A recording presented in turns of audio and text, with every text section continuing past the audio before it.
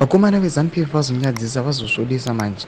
Toona kuti makanselas acho legislators obatwa nemhaka, obatwa nemhosva, zvatoona kuti zvaita kuti mumwe wavo asungwe up to 20 years in jail nokuda kwechitiko chanyadzisa chanyatsokuona kuti aiwa these guys vanodada vachiti ewe tisi the ruling party, tisu the legitimate vacho, but tikuona kuti kunze kunozobatwa nemhosva zvatinyatsikuona kuti vakomana ava they must go.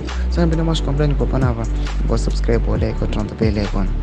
Nosonjamisa si main aid Otsalos Siziba anochiposta this picture amuri kuona iro uyanyora achiti ZANU-PF Councillor of Ward 17 in Onyadzisa North, Sindiso Wavo, has been sentenced to 20 years in prison after being convicted on 2 counts of stock theft.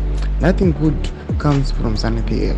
Thomas Manashtakwana Otsalos Siziba chiti aiwa hapana chinhu chakanaka chinombobuda the ruling party ZANU-PF. Tinonzwa aiwa guhure zvakawanda, ringava riri kuriga kana ringava rekuassassinatana nezvimwe zvakasiyana siyana.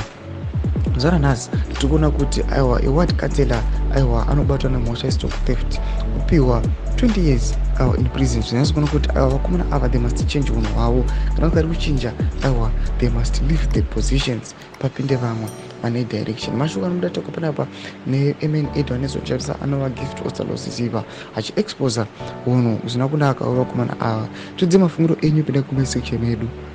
Musavano subscribe or like, turn on the bell icon.